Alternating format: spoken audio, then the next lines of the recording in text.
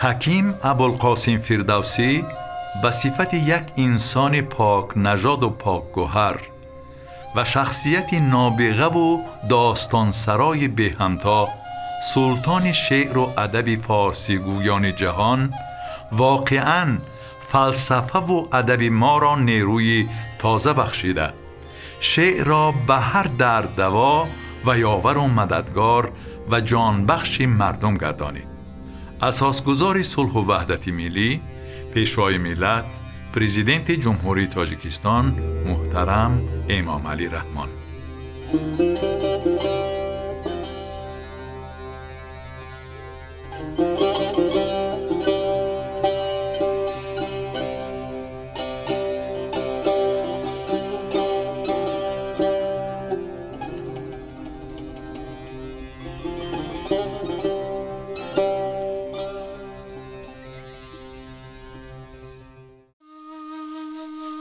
حکیم ابوالقاسم منصور بین حسن فردوسی طوسی شاعری بزرگ حماسه سرا بوده، یکی از شاعران مشهور جهان و ستاره درخشان آسمانی ادب فارسی تاجیکی می باشد که سال 934 در دهه باژ ناحیه تبران شهرستان طوس چشم به جهان هستی گشاده است. ابوالقاسم لقب و فردوسی تخلص شاعر می باشد. والدان او را منصور نام نهاده بودند. ایام کودکی و نورسی و کمالات شاعر به دوران حکمرانی سامانیان همراه بود. مادر شاعر از تبار شاهزادگان بود و پدر هم شخص خیرتمند و با فضیلت از دهقانان اصیلزاده طوس و صاحب باغ و زمین و مال و ملک. فردوسی از کودکی آموزش را به طور جدی شروع می نماید و معلم اولی او محض پدرش می باشد. پس آن مدت به مدرسه شهر طوس می رود. حکیم ابوالقاسم فردوسی ما مثلا اطلاعی نداریم که از حدود همون سرزمین خودش خصوصا در زمان جوانی و دوران دانش آموزی به جای رفته باشد. در همون طوس دهه باش ناحیه تابیران این کار را انجام می‌دهد. والدان شاعر که از خانواده سطح بالا و ثروتمندی بودند، برای با دانش هرچی بیشتر فرا گرفتن فرزند خود فردوسی کوشش‌های زیاد به خرج می‌دادند. فردوسی هم از همان دوران کودکی علاقه به تاریخ و فرهنگ نیاگان خود، مخصوصاً داستان‌های کهن تاریخی پیدا می‌کند. در این دوره تعداد نسخه‌های خیلی محدودی شاهنامه ابومنصور عبدالرزاق که به نثر انشا شده بود دسترس فردوسی خوش‌ذهن و ذکی می‌گردد.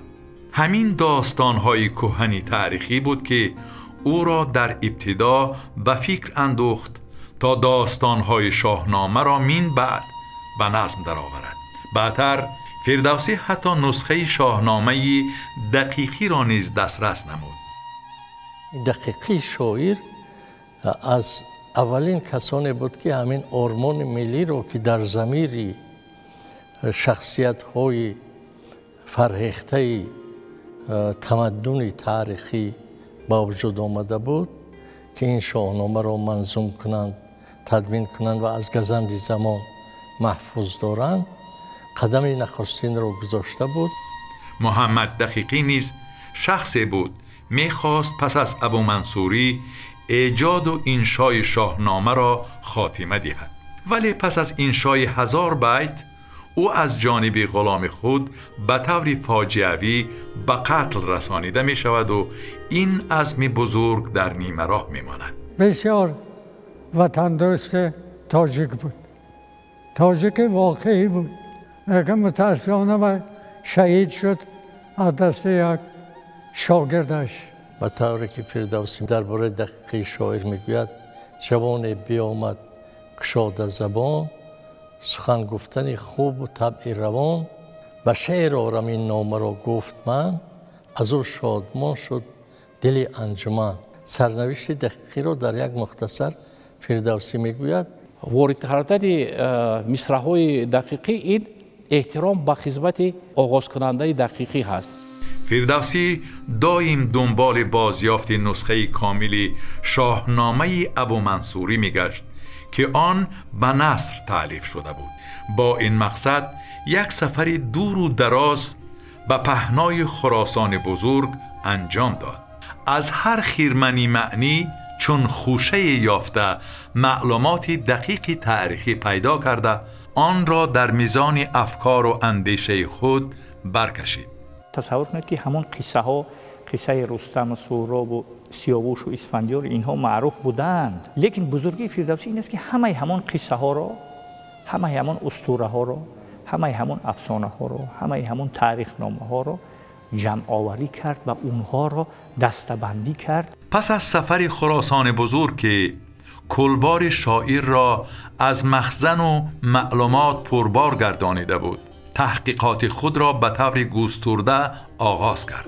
شاعر پی برد که همه این داستان و آیین‌های باستانی کیها به گوشه فراموشی رفتند و تصمیم گرفت تا تمام داستان‌ها و آیین‌های باستانی را در شکل یک کتاب گردآوری نماید و به آیندگان میراث گذارد. بعد از نشر اسلام اثر به میدان نآمد. کشاکش‌های سیاسی شدید در جریان بود. کارهای انجام میشد، شخصیت‌های بزرگ در عرصه حاضر شدند، ولی همه آثاری که نوشته میشد به زبان عربی بود. فردوسی همون تاریخ چند هزار ساله اقوام آریایی نژاد را به صورت بازآفرینی کرد که آنها را وارد جریان‌ها و روندهای دوران نو فرهنگی نمود. این هم می‌آورد که همه کشمکش هایی که میکنند، همه برکشند این از آن از این، شوند آن زمان دشمن از بهر دین. ابوالقاسم فردوسی دو فرزند داشت، یکی دختر منیژه و دیگر پسر هوشنگ. در ابتدا زندگی خوش و خرم نصیب او بود. فاطمه بانو همسر و یار با وفای شاعر همیشه از او پشتیبانی میکرد تا او به هدفهایش برسد. همسر شاعر زنی باسواد و داننده و خواننده کتاب‌های باستان بود که با خواهش او ابوالقاسم فردوسی داستان بیژن و منیژه را نوشت. این معنی را خود فردوسی در آغاز داستان بیژن و منیژه ذکر می کند. شاعر از همسر خود حکایت می کند که جفت مهربانش آن قصه را از کتاب قدیمه پهلوی به او خوانده است و سپس شاعر آن را به رشته نظم کشیده است. در نهایت فردوسی به وسیله یک دوست خود که در دربار سامانیان خیلی نفوذی والا داشت، شاهنامه ابومنصور عبدالرزاق را دسترس نمود و در 41 سالگی آغاز به نظم شاهنامه کرد. سامانه دولت اولین تاجیکی نبود. تاجیکی از این پیشم بود، لیکن روح این دوره روح احیایی، زنده کردن همه گذشته هزار ساله تاجیکا. عصر سامانیان نقش پررنگ در رشد فرهنگ و فلسفه و شعر و ادب تاجیکی فارسی داشت. محض در همین دوره تاریخ تمدن آریایی مرحله بزرگی انکشاف خود و به خوله عالی ترقیات خود رسیده بود و نیاز به جمع‌بستگی، آموزش، تحقیقات و معین نمودن راه من بعده حیات انسانیت را داشت. در این دوران می توان به بزرگان و سرآمدان سخن ابو عبدالله رودکی پدر شعری تاجیکی فارسی، ابوالقاسم فردوسی شاعری بزرگی حماسه سرا، بوعلی سینا پزشک و دانشمندی بزرگ و ده‌های دیگر اشاره کرد. فقط ابوعلی سینا و فردوسی حکیم پاتریوت‌های یا وطن دوستان یا وطن پروران میهن دوست دوره سامانی پیش از همه خودشان را خیلی خوب شناخته بودند در یگان بحث پس نمی آمدن. فردوسی بر این بزرگا همین روحی احیایی از نو زنده کنی فرهنگ، تاریخ، عادت، سنت و زبان همشه فردوسی به عهده گرفت. این چهره بشری هم به آل سامان مناسبت صادقانه داشت. فردوسی هنگام تألیف شاهنامه از امیر سامانی نوح بینی منصور یاری مادی میدید. فردوسی مجسمه دوران سامانه ها، ایدئال های همون زمان رو افاده کرده که بسیار اعتراف شده. هیچ کس باید این کار کردن نمیتواند. احترام و صمیمیت نسبت به شخصیت ابوالقاسم فردوسی در زمان خود به اوج بلند رسیده بود. سامانیان به شاهنامه توجه زیاد داشتند و آن را اثری احیا کننده تاریخ گذشتگان و عنعنه‌های باستانی می حسابیدند. سامانیان که دولت ملی بودن، همون احساس و حیثیت و هویت ملی داشتن، همین گونه برنامه ریزی کردن که باید که ما همون فرهنگ خودمان را، سیاست خودمان را که بنیادی ما هست به واسطه همین پروژه زندگی کنیم. و نهایت فردوسی در سن 55 سالگی ویرایش نخستین شاهنامه را به پایان رسانید. ولی متاسفانه چنین شاهکاری به زوال دولت سامانیان و قدرت نمایی غزنوی ها راست آمد. زمانه میگذرد، 35 سال هم زمان بزرگ است و هم زمان نچندان کلان. یک تحولات تاریخی به میان میاد که به قدرت آمدن قوم و قبیله های ترک می افزاید. سلطان محمود غزنوی پس از تقویت سلطنت خویش رو به خلافت عرب آورد و سیاست خود را به کلی دیگر کرد. در اجرای سیاست خلیفه و به قصد غنیمت غنداری بارها به هندوستان لشکر کشید. زبان رسمی اداری را از فارسی تاجیکی به عربی گردانید. ذوق او به شنیدن مدح موافق گردانیده بود، نه به حماسه ملی چون شاهنامه. حکومت دستگاه ساختار سیاستی که در پشت شاهنامه باید بایستاد و اونا پیش می برد دیگر از بین رفته بود. هوشنگ پسر فردوسی دوستی مکتبی داشت با نام ابودلف. او در داستان سرایی و قرائت شعر صاحب استعداد فوق‌العاده بود. اشعار شاعری را با خود برده در محفل‌های گوناگون به حالت حماسی قرائت می‌کرد. همین حالت بود که در یک مدت کوتاه شهامت شاهنامه تا رفت افزوده، شهرت حکیم طوسی نیز به گوشه‌های دور می‌رسد. یک اشاره در رمان استاد ساتیم الهزاده فردوسی هست که هنوز زمانی که فردوسی این داستان ها رو می نوشت، این داستان ها از زیر قلم فردوسی برآمده در بین جامعه انتشار می یافتند، داستان به داستان، البته با واسطه راویان. یعنی یک محبوبیت فراگیر پیدا کرده بود که ابن یمین فریومدی بعداً میگوید که سکه کاندر سخن فردوسی طوسی نشان، تا نپنداری کسی از زمره فرسی نشان. اول از بالای کرسی بر زمین آمد سخن، او سخن را باز بالا برد و بر کرسی نشان. و در قیاس به ابودلف خوشبیان صاحب استعداد، پسر یگانه شاعر هوشنگ که خیلی عیاش و سرخوش کمال یافته بود، برمحل در 35 سالگی درگذشت و ضربه جانکاه باز هم به جسم و روان پدری پیر و ناتوان فردوسی زد. ما اگر حالنامه فردوسی از نظر فرهنگ شناختی یا کلتورولوژی تفسیر کنیم، خودش و جامعه عصرش زمانش میفهمیم که اینها یک چیزن. در سیمای معنوی فردوسی زمان وی، آداب وی، فرهنگ وی، طبیعت روحانی و روانی وی مجسم شده است. به هر حال سلطان محمود شاهنامه را به ارزش دانست و از رستم داستان بزیشتی یاد کرد و به فردوسی خشمگینانه گفت شاهنامه خود هیچ نیست مگر حدیث رستم و اندر سپاه من هزاران مرد چون رستم است. مناسبت محمود غزنوی با فردوسی و شاهنامه فردوسی روایت ها گوناگون و مختلفند. محمود غزنوی شاهنامه را خونده است، خودش خونده است یا با او قرائت کرده. مضمون درجه شاهنامه را دانست، ولی برای چی چنین به اعتنایی ظاهر نبود به فردوسی و اثر خود را در شاهنامه ندید، شاه عادل را ندید.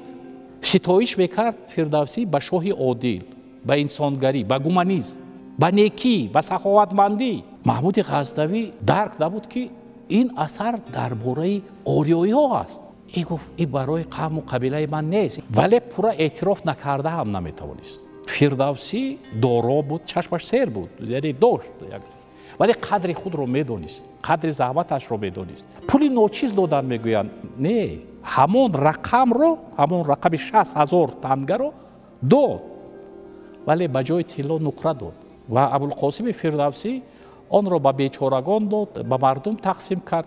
محمود بعد فهمید قدر و قیمت آن را، شاهنامه را، ولی دیر شد. پس از نشر اسلام آثار به چنین وزن و شهامت به میدان نآمد. نهایت شاعر در بستر مرگ بود و همه بزرگان طوس جمع آمده بودند. پس از مصلحت و وصیت‌های گرانبهایش به نزدیکان و پیوندان با همین چشم از جهان فرو بست. موج مردم به سوی خانه‌اش رهسپار شدند و او را در باغ میراثی از پدر دفن نمودند. ابوالقاسم فردوسی مسلمان بود. نسبت اسلام، معنویات مسلمانی احترام زیاد داشت، ولی او را کافر اعلام کرده و به قبرستان مسلمانی نماندند، در همون طوس در باغش به دفن کردند. نفهمیدند ابوالقاسم فردوسی. همه ساله دوستداران و هواداران کلام ناب 14 می روزی بزرگداشت حکیم ابوالقاسم فردوسی را با تنتنه جشن میگیرند. شاهنامه اساساً اگر که از لحاظ تاریخی گیریم اثری است درباره تمدن تا اسلامی. قهرمانان فردوسی و واقعه ها، حادثه هایی که در شاهنامه تصویر می شوند آثارخانه‌ای نیستند. همه شخصیت ها زنده، همه حادثه ها در جریانند. جهانبینی آنها، تفکر آنها، اخلاق آنها، منش آنها، همه جنبه های عاطفی این انسان ها به گونه هست که ما آنها رو مثل معاصران خود میبینیم. سخنشناسان جهان بر آن نظرند که حکیم ابوالقاسم فردوسی با شاهنامه خویش در ردیف هامر یونانی، ویرگیلی روماییان، دانته ایتالیایی و میلتون انگلیسان مقام دارد. بسیاری ها برای عظمت شاهنامه را آشکار کردن، مثلا آن را با ایلیاده و ادیسه هومر مقایسه میکنند، یا با مهابهارات یا با حماسه های دیگر ملت ها مقایسه میکنند. دنیا را با همین شاهنامه مقایسه میکنند. مثلا ایلیاده و ادیسه هومر با همین شاهنامه مقایسه میکنند. سیاست و قدرت روم با همین شاهنامه، حکمت و فلسفه یونان با همین شاهنامه مقایسه میکنند. با اون نه تنها افتخار میکنیم و اون مایه قیاسی ما هست که ما خودمان را، فرهنگ خودمان را با دیگران مقایسه میکنیم. شاهنامه نه تنها عظمت روح و ضمیری دریا سرشت فردوسی را، بلکه عظمت روح اهل بشر را و بیشتر از این روح قوی و بیشکست انسان وارسته و آزاد و خودشناخته را بازگو می‌کند. پول 1000 ساله هاست که هر کی شاهنامه میگوید فردوسی را در نظر دارد و هر کی فردوسی میگوید شاهنامه را در نظر دارد. و جوهر شاهنامه و حکمت بازماندگی و دیرپایی و جاودانگی و ابدیتی هم شخصیت فردوسی و هم شهامت شاهنامه هم در بنیاد خردی شاهنامه است. این ابرمرد تاریخ و این بزرگوار شعر و ادب توانسته است در جهان آب و گل جهان روح و دل بسازد و این جهان روح و دل غناوتمندتر از جهان آب و گل بوده و خواهد بود. او قدر فردوسی یک شخصیتی چند بودی و بسیار بودی بوده است که تا امروز هم جای گپ هست و پهلوهای ناروشنی هم شخصیتش و هم شاهنامه فردوسی و قهرمانای شاهنامه فردوسی و اون نفرایی که در ساخت و ساز ملت ما و دولت ما در قلمرو شاهنامه خدمت کردن، در سر اونا گفتگو تا امروز وجود دارد و وجود خواهد داشت. شاهنامه ابوالقاسم فردوسی تابناکترین گوهری فرهنگی مردم ماست.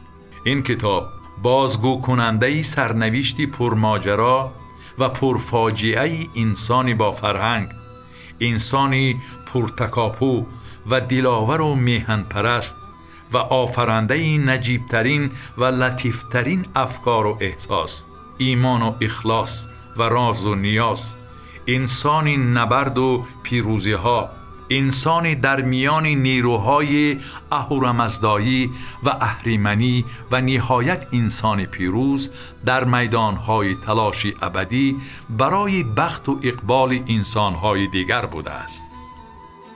بسیار عالمان جهان گفتند که شاهنامه اسرار بزرگ دارد که حالا انسان آن را کشف نکرده است. این یک سیستمی مدل سازی فرهنگ آریایی ها.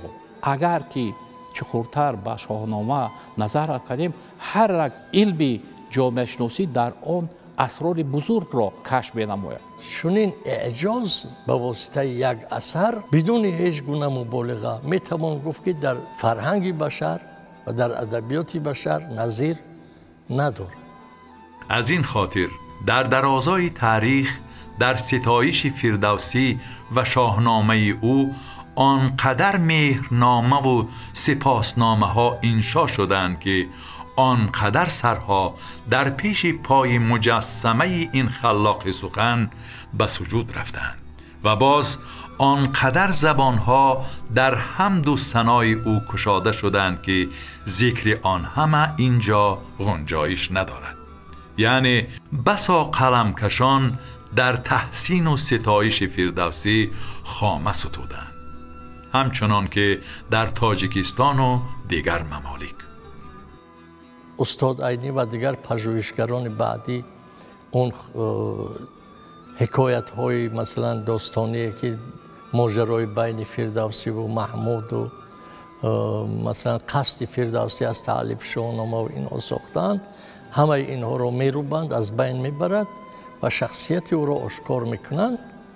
فردوسی شخصیت فدایی، همت کرد، قدم به میدان نهاد و همون شکستی جبران نشده مثلا عظیمی را که تمدن آن به آن میتوانست روبرو کند جبران کرد. همون تمدن بزرگی جهانی را احیا کرد. شاهنامه ابوالقاسم فردوسی به چند جهت ممتاز و ماندگار و بی‌نظیر می باشد. زنده کردن عجم بدین پارسی، این به جنبه های قوی هنری شاهنامه نیز اشاره می شود. خدمت او را یک سطر عجم زنده کردم بدین پارسی. عجم چی عجم؟ پیش از همه پافرس همان دوره، ایتوس فرهنگ همان دوره، این مقابل گذاره که ما از عرب کم نیستیم. ابوالقاسم فردوسی با ایجاد این شاه اثری نادر و پرارزش تاریخی تمدن جهانی را احیا کرد و ادامه بقای آن را به نسل بشر میراث گذاشت. فردوسی تاریخ کهن چند هزار ساله ایران باستان را به صورت یک منظومه حکیمانه به هم بسته و چنان هنرمندانه بازگویی کرد که دیگر برای بعد آیندگان چیزی جز شرح و تفسیر این گفته‌های فردوسی باقی نماند. یکی از عنصرهای برجسته آن این زبان ناب فارسی تاجیکی است که امروز مردم ما محض با زبان فردوسی گفتگو و معاشرت دارند. حکیم ابوالقاسم فردوسی آفرنده شاه اثری بزرگ و ماندگاری بنی بشر است و بنیادگذار کاخ نظم و سرای سخن که سراپا با دانش و خرد بنیاد یافته است. شاهنامه‌ای که موضوعات آن در خاطرات و تفکر انسانها 100 ساله ها این جانب در حال دور زدن است. نسخه های شاهنامه که در هندوستان دست‌نویس به شدن با صنعت بالا مینیاتور و سوژت های شاهنامه انعکاس شده با آنها رو زیب بدادند. در تمام جهانی که شاهنامه پنج شد، صنعت رسامی، آرایش خودی کتاب، خودی خط نستعلیق که با آن نویسند انکشاف یافت، یعنی زیبا پرستی است و در خود مضمون و مندرجه شاهنامه هست چطور فردوسی زیبایی را تجسم میکرد. در ادبیات جهان هیچ اثری تاکنون ظهور نکرده است که تمام متن آن تقریباً بدون استفاده از واژه و زبان دیگر آفریده شده باشد. زبان شاهنامه صرف تاجیکی فارسی است. از این جهت هم بی‌نظیر است شاهنامه که تاریخ چندین هزار ساله و واقعه های چندین هزار ساله اساساً به یک زبان با واژه هایی که از یک زبان برگرفته شدند گفته شده است. در تمام موضوعات، تمام واقعه ها، تمام فراز و فرود حادثه ها با واژه های یک زبان دچار هستیم. شاهنامه اگرچه در عصرهای 10 11 ایجاد شده باشد هم در پی تاخت و تازهای پی در پی اجنبیان خاصتاً عربها و مغول و ترکان خوشبختانه هیچ پاره از آن نابود نشده است. حتی زمانی که عربها در ملکهای آسیای میانه حکم میراندند و فرمان روایی میکردند نتوانستند مانع ایجاد این شاه اثر شوند. یکی از اعجازهای همین شاهنامه باقی ماندن شاهنامه مدت این عصرها، این سالها است. از بین همه این حادثه ها و این طوفان های تاریخ شاهنامه به طور سالم و زنده و کامل به دست مردم امروز رسیدنش این هم یکی از اعجازها، یکی از پدیده های فوق‌العاده مربوط به شاهنامه است که پیش از همه البته مردم آنها در گنجور جانشان، در محفظه جانشان شاهنامه را گرفته نگاه داشتند، محفوظ داشتند، تا امروز رساندند. مورخی مصری را پرسیدند که چرا مصریان با داشتن تمدن بزرگ و تاریخی برجسته نتوانست هویت خود را حفظ کنند و به عربها آمیخته شدند. در جواب میگوید که ما شخصیت به مثل فردوسی نداشتیم که از خود دفاع کنیم. یک نفری بود که به وطن و به ملت و به دولت و به خاک و مرز بومش به تفاوت نبود. نفری کاملا وطن دوست، وطن پرست، انسان دوست و میهن پرست بود. برای اون تعلیف کرده است که گذشتگانشان اولین فرهنگ خودشان را یاد گیرند، آموزند و در پرتو این فرهنگ خودشان را سازند. دولت خودشان را سازند، سیاست خودشان را سازند، معنویات خودشان را سازند، فلسفه و هنر و تمدن و فرهنگ خودشان را سازند. واقعا بزرگی و شهامت فردوسی هم بر این مبناست که او اثر را نه با زبان عربی بلکه فارسی تاجیکی ایجاد کرد. هر آنچه که فردوسی محترم و معتبر آن زمان نگاشته گویا امروز گفته باشد. در خوانش و درک مطلب هیچ لغت را ضرور نباشد، بلکه عام فهم است و سفته و روان بدین فصاحت و معنی بلند از تاریخ و فلسفه باستان. فردوسی هم واژه‌های مثلا عربی و احیانا ترکی شاید دچار یونانی دچار آیند، ولی اینها همون واژه‌هایی هستند که کاملا تاجیکی شدند، هضم شدند و اونم تعدادی بسیار کم که برابر نبودن است. دانش و خرد مایه خودشناسی بشری است و ابوالقاسم فردوسی دانش و خرد را در مقام اول می‌گذارد. حکیم فردوسی شخصیت خردگرا است. شاهنامه با ستایش خرد شروع می‌شود. به نام خداوندی جان و خرد که این برتر اندیشه بر نگذرد. خیرد هر کجای است آزادگی است، توان و شکوه خود آزادگی است. یعنی کاری که فردوسی انجام داد با واسطه خیرد و در محور کارش هم خیرد است و میگوید که خیرد نه تنها مصالح دانش است و بنیاد دانشگیری انسان است، بلکه خیرد قوه باطنی انسان است که خوب را از بد، خیر را از شر و تاریکی را از روشنی جدا کرده میتواند. یعنی همین قابلیتی شناسایی نیکی از بدی است. در ستایش خیرد باز فصل علاویده است. خیرد بهتر از هر چه عزت داد. ستایش خیرد را به از راه داد. خیرد راهنمای و خیرد دلکشای، خیرد دست گیرد به هر دو سرای.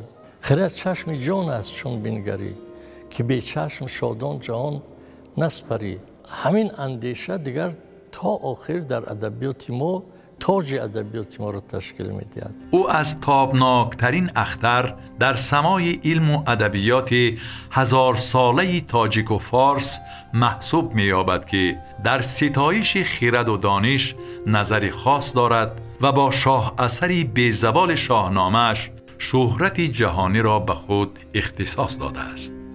همیشه فردوسی هرگاه که از زبان قهرمانان سخن به میان می‌آورد که یک حادثه را مطرح می‌کند، خیرت‌ورز هست، دادخواه و عدالتخواه هست، عدالت پیشه هست، دادورز هست، شادزیستی در اونجا هست، در اونجا روادهی هست و در اونجا آزادگی هست. یعنی خیرتگر سخن برگزیند همه، همون برگزیند که بیند همه.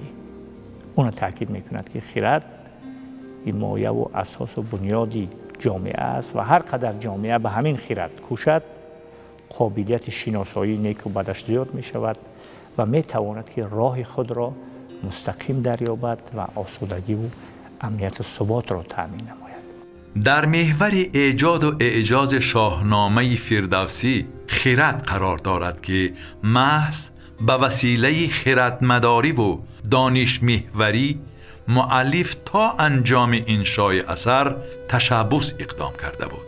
یعنی تاریخ و فرهنگ و فلسفه و ادبیات و حکمت عجم را شاعر از عهد کیومرث تا زمان ساسانیان احیا نمود. ساسانیان و تا 640 یک دوره بزرگ تاریخی است که انسانیت قدم به قدم، زینه به زینه از وحشانیت به قله‌های عالی رسیده بود.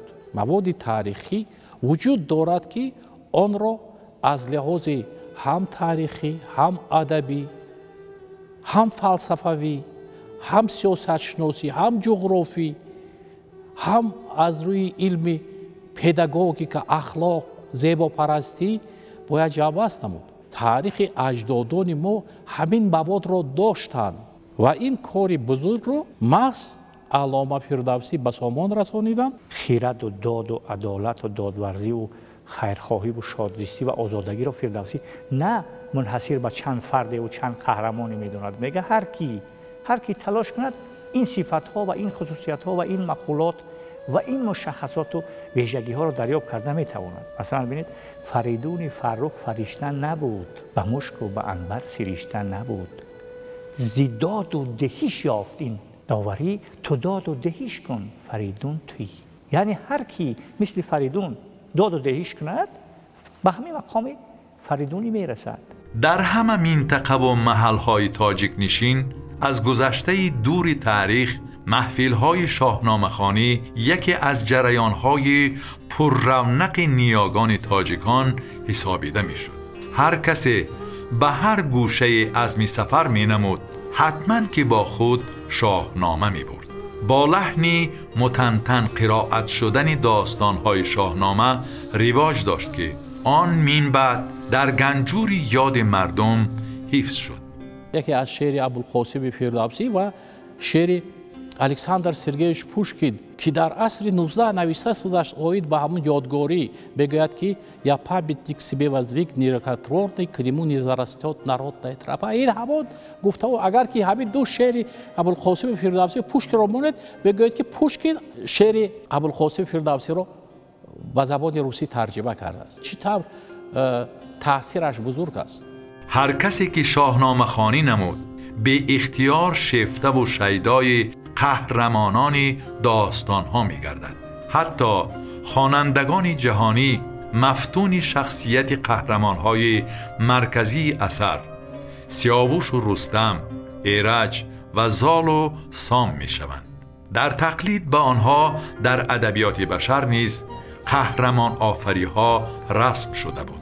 مثلا کدام نوع انسان با منش و روش و اخلاق و تفکر فریدون میتواند خود را بگونه بیند، یا همچنین با تفکر فرض کردیم ایرج قهرمان فاجعه‌ای شاهنما، یا با تفکر و منش سیاوش یا قهرمان محبوب فردوسی رستم خود را بیگانه بیند، گوید که این قبول شدنی نیست، این رفتارش، این اندیشهش، این کردارش قبول پذیرفتنی نیست، نامقبول است. بلکه قهرمانان فردوسی حتی همین گونه هویت پیدا کرده بودند و پیدا کردند. حیات و فعالیت ابوالقاسم فردوسی در زمان ما به طور خیلی جدی مورد آموزش قرار گرفت. شاهنامه او چندین مراتبه در جلدهای گوناگون نشر کرده شد. قریب به همه زبانهای جهان ترجمه شده. اولی به زبان ایتالیایی، بعد به زبان فرانسوی، بعد به زبان انگلیسی. در عصر 20 سلسله بانو و ابوالقاسم لاهوتی از سال 1257 تا سال 1988 6 جلد دارنامه را به زبان روسی ترجمه کردند و بهترین ترجمه زبان روسی شاهنامه محض همین تاجیکان ما هستند به زبان روسی. ابوالقاسم لاهوتی را نخستین ترغیبگر بزرگ شاهنامه همچون شخصیت سیاسی و ادبی در حوزه اتحاد شوروی نسبت می‌دهند. و وقتی که در انجمن اولین نویسندگان تاجیکستان برآمد ابوالقاسم لاهوتی را ساتیم اولوغزاده جوان شنیده الهام گرفت، فردوسی از فکر و خیال ساتیم اولوغزاده دور نمی‌رفت. نویسنده نامی تاجیک ساتیم اولوغزاده باشند، در برابر ایجاد و تهیه رمنی ناتکرار و تاریخی خود فردوسی باز چندین داستان شاهنامه را از نظم به نثر گردانیده پیشکش دوستداران این کلامی ناب نمود. یگان شاعر بزرگ عصر میانگی که بعد از فردوسی آمده است و بزرگ شده است از اشعار فردوسی ناواقف نبود. همه آنها اشعار فردوسی را آموخته، وزن و قافیه و دیگر نازکی‌های شعر و داستان و روندهای ادبیات را آموخته به ادبیات خود رواج دادند، یعنی تأثیر رسانیدند. همه شاعرانی که بعد از فردوسی آمدند به استادی او تن دادند و نه تنها به استادی او بلکه بالاتر از درجه استادی. به تعبیر نویسنده ادبیات معاصر تاجیک ساتیم اولوغزاده، شخصیت و پورتریت مؤلف ابوالقاسم فردوسی در پس منظری حشمت و عظمت قهرمانان اثر تا جای ناروشن باقی مانده بود و پس از پژوهش و کاوش‌های دور و دراز تاریخی او توانست رامن تاریخی فردوسی را نشر سازد و شاهکاری‌های ستاره تابناک ادبیات ملی امان حکیم ابوالقاسم فردوسی را در عصر 10 نشان داده تواند. باید گفت که در اساس شاهنامه ابوالقاسم فردوسی فیلم رستم و سهراب سال 1971 و فیلم سیاوش سال 1976 از طرف استودیوی تاجیک فیلم به نوار گرفته شده است. همین است رستم، همین است پدر که با دست خود چاک کرده جگر. شروع از ابتدای سالهای 80 قرن 20 در نزد کمیته صدا و سیمای وقت تاجیکستان محفل شاهنامه خوانی به استقبال هزاره شاهنامه حکیم ابوالقاسم فردوسی به حکم عمل درآمد و این محفل 2 دهه ادامه یافت. صدر محفل لایق شیرعلی بود و راویان بازار صابر، عبدالقادر منیازف، صحاب‌الدین صدیقف، گلرخسار و چندی دیگر. در مجموع تا سال 2000 220 گفتار که هر کدام 45 دقیقه می باشد ثبت شده تا کنون در خزینه طلایی رادیوی تاجیکستان نگهداری می شود. بسا رنج بردم در این سال 30، عجم زنده کردم بدین پارسی. زحمت و مهنت‌های گران ارزش شاعری توانای تاجیک و فارس حکیم ابوالقاسم فردوسی در رشد و گسترش تاریخ و زبان، ادبیات و هنر و فلسفه و فرهنگ تاجیکان بغایت بزرگ می باشد. با نظر داشت چنین شاهکاری ماندگار تاریخی، دولت و حکومت تاجیکستان صاحب استقلال ناحیه فردوسی پایتخت عزیز شهر دوشنبه را به اسم شاعر نامگذاری نموده، همزمان در داخل این گوشه بهشت‌آسا باز یک گلباغ پرشکوه نظرروا با قامت افراختن مجسمه خود حکیم ابوالقاسم فردوسی بنیاد کرده است. با نظر داشت جنبه‌های مهم تاریخ و فرهنگ پرغناوت نیاگانمان و موقع و جایگاه تابناکترین اختر در سیمای علم و ادبیات هزار ساله تاجیک و فارس، حکیم ابوالقاسم فردوسی و شاه اثر بیزوال او شاهنامه، اساسگزار صلح و وحدت ملی، پیشوای ملت، پرزیدنت جمهوری تاجیکستان محترم امام علی رحمان، در برآمدشان وابسته به 115 سالگی اکادمیک بابا جان غفوروف که سنه 5 دکبر سال 2023 برگزار گردید، دستور دادند که در آینده نزدیک شاهنامه بیزوال ابوالقاسم فردوسی چاپ و به تمام مردم کشور به طور رایگان دسترس کرده شود. من امروز در این کنفرانس اعلام می‌دارم که همچنین که ما تاجیکان را ترجمه کرده پند کردیم، انا همین اثر بیزوال را، شاهنامه را چنین چاپ کنیم، به هر یک عائله تقدیم کنیم.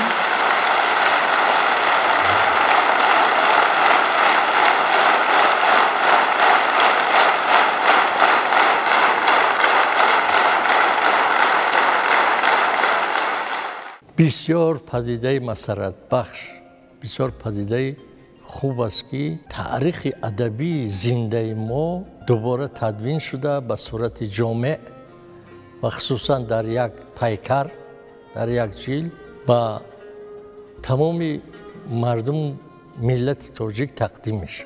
با دسترس شدن این کتاب میتوان گفت که مردم دیگر در دست خود یک دستور بزرگی خردگرایی، اندیشه، دستور بزرگی زبان آموزی، دستور بزرگ اخلاقی، دستور بزرگ ادبی و هنری رو در اختیار خواهند داشت.